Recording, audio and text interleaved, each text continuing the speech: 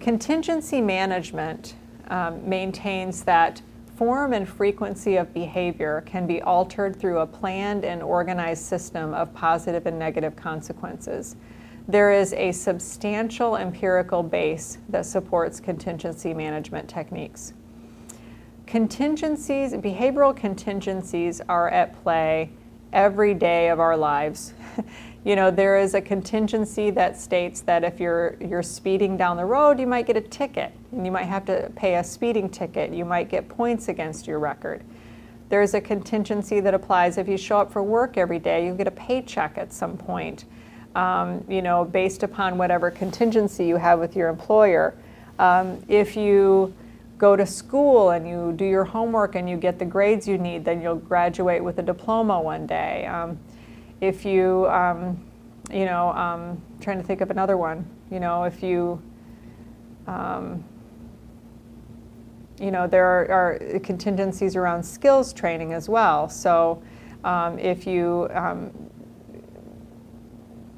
trying to think, like role play for job interviews and such, you know, if you can achieve skills in interviewing, you might be more likely to get a job. So that's probably not the best example, but you can probably see that there are contingencies around engaging in behavior and having that behavior have an outcome associated with that behavior. So there are 4 contingency management principles for substance use disorder. So the clinician arranges regular drug testing to make sure the use of target substances is detected readily. So if one of your contingencies is going to be associated with negative urine drug screens or positive urine drug screens, you want to make sure that you have a regularly set process for obtaining that result. You want to take into consideration the substances that you're trying to track.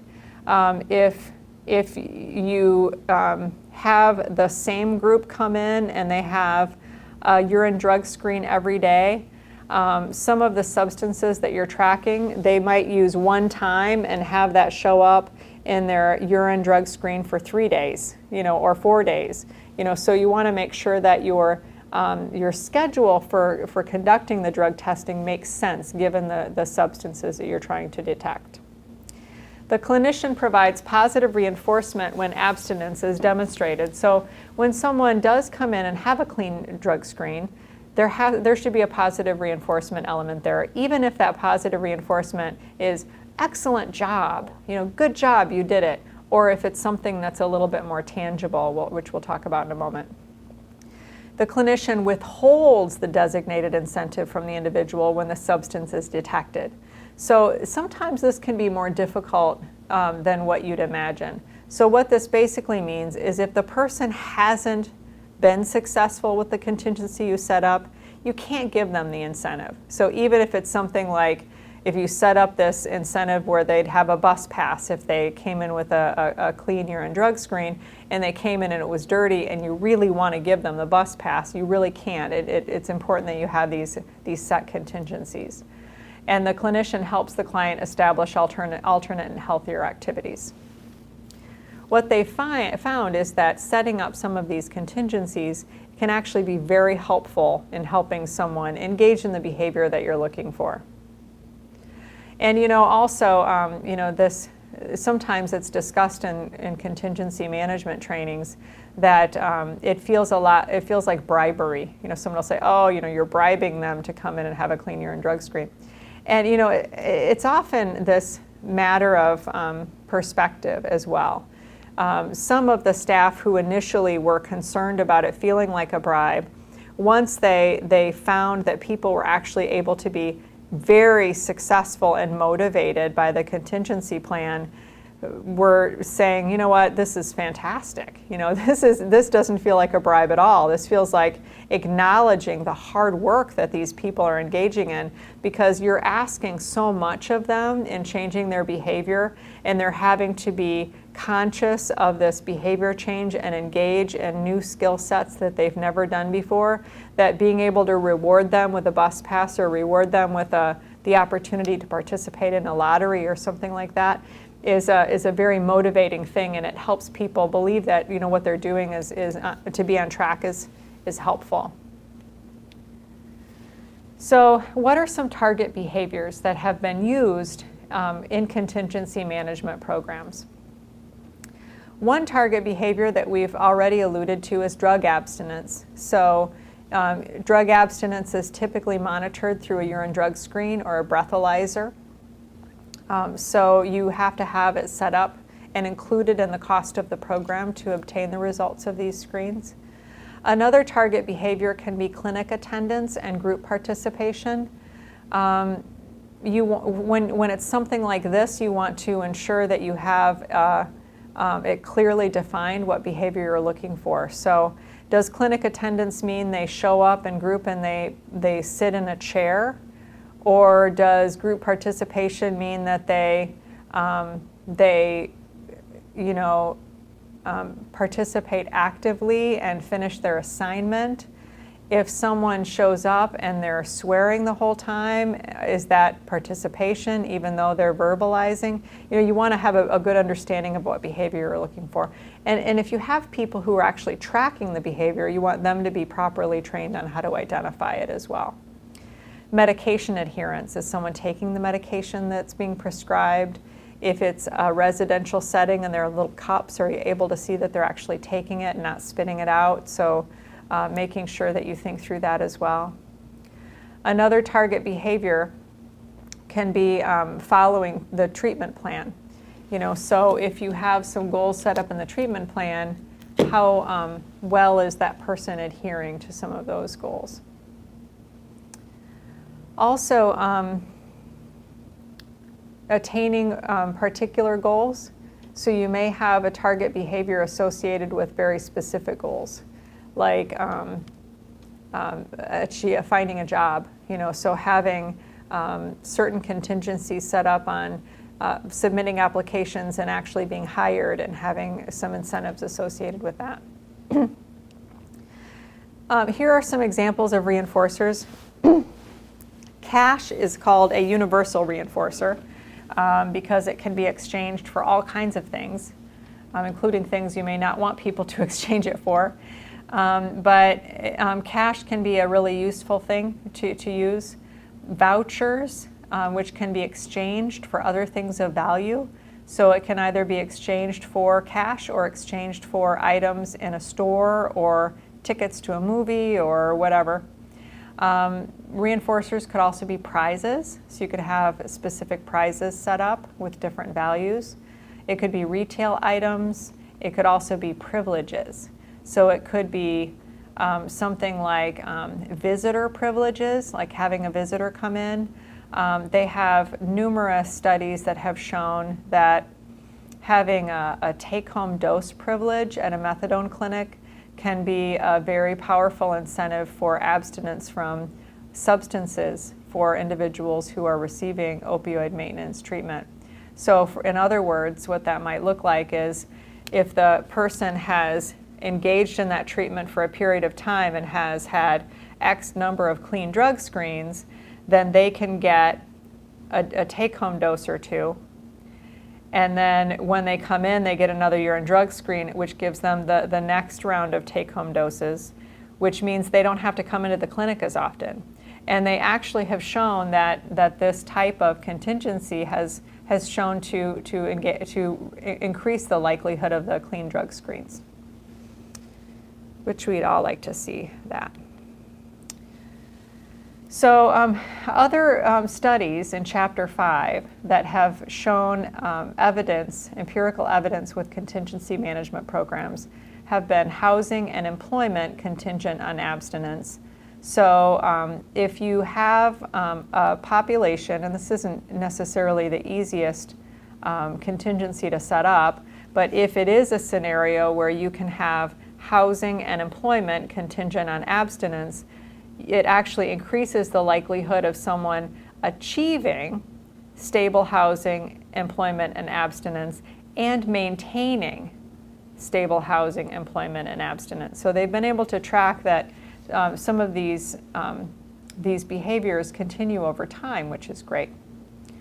The reason that can become tricky is if housing is an entitlement, for that particular population, you can't take away housing from a population that is somehow entitled to it.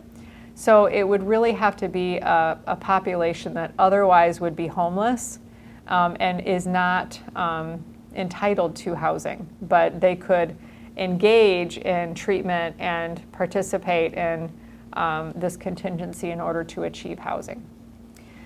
Another category or area of evidence includes managing benefits and establishing representative payeeships. So once abstinence is achieved and the person has had clean urine drug screens and maintains those, then they have greater latitude warranted to them in the management of their finances. Another area that they've shown some evidence includes a token economy for homelessness. So reinforcers for medication adherence, abstinence, attendance, and referral follow-through. So for instance, if the homeless population takes their medication, they don't use, they participate in treatment services, and if you refer them for different types of supports and services that they follow through, that they get points or tokens or something that can be exchanged for something of value. They've shown that that can be very beneficial as well. So what are some of the factors you would want to consider when you're designing a contingency management program? So the first thing you'd want to consider is what behavior are you going to track? You want your behavior to be objective, quantifiable, frequent, important, and to set reasonable expectations. So objective means that if, like, let's say the behavior is a clean urine drug screen, because that's a pretty easy one. So objective means I see the screen and I say it's clean. You see the screen and you say it's clean. You know, that it's not subjective. It's not like I'm going to say it's clean, you're going to say it's a dirty screen. You know, it has to be something that we both can look at the behavior and agree that it's the same. We would rate it the same. It needs to be measurable. It needs to occur frequently. If it's a behavior that occurs once a month anyway, it's really difficult to track and reinforce or have any consequences for. It needs to be important. So it needs to be of value to people. Honestly, I'm not a big fan of the you show up in group and you sit in the chair and you get an incentive. You know, there are so many people who show up and sit down and get a signature. They're not participating, they're not learning, they're not engaging in treatment at all. Their behavior is showing up. So you're rewarding showing up behavior, you're not rewarding treatment behavior. So this concept of important, I would want to operationalize something a little bit different than just showing up and sitting in a chair. And then obviously you want it to be reasonable. You don't want to set the bar so high that no one can achieve it. So your reinforcers should be available. So you'd look at what you have available to you as an organization and make sure that the reinforcers are doable. You know, if you're selecting something like, trying to think of a good example, like laptop computers, and you can't afford laptop computers, that's not available to you. It needs to be universal. So you probably don't want to have a reinforcer that all your reinforcers are stuffed bears. I mean, not everyone wants a stuffed bear. And so it has to be something that most people would want and to want to work toward.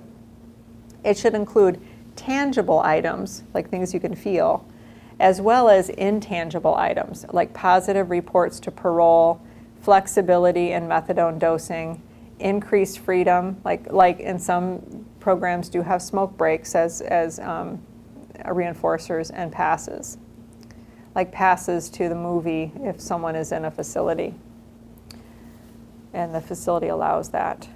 You know, one comment I wanted to make, you know, years ago I did some work with a juvenile drug court. We set up a juvenile drug court, and the positive feedback on these kids from the judge was something that was more, in many ways, more powerful than any other incentives we had in the program.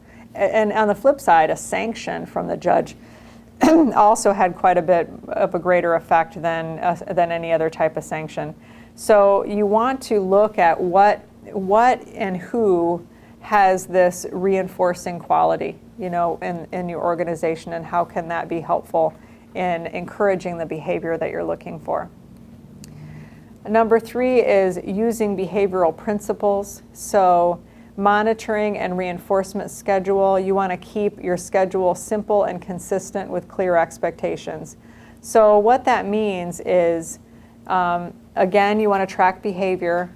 You want to be able to track it at a clear, consistent time. Sometimes if it's behavior like even something as simple as participating in group, you can have a way to track group participation by pulling samples of time, random or variable samples of time, and identifying who seemed to be engaged in treatment and who seemed to be staring out the window.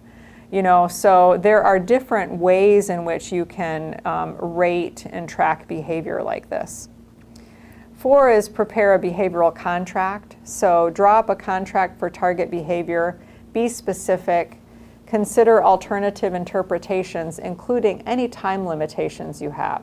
If someone only has until Friday to get enough points to go to the movies Friday night or to earn that as an incentive, they probably should be aware that they have to have their points by 5 o'clock on Friday. Otherwise, they may be thinking they're going to get a couple of extra points by 6, and you've shut the window. So you want to make sure that your behavioral contract is very clear. 5 is implement the contract. So ensure consistent application of the contract. Everyone should be on the same page. Everyone should be trained on how to implement it. Devise methods of seeing the staff understand and follow the procedures, and remind the client of the behaviors and the consequences. This type of a treatment program is not one about surprising people. It's about making it doable, that everyone can be successful, everyone can achieve it. You just want to make sure that you're tracking true behaviors, and that people actually have to be challenged in order to achieve the reinforcer.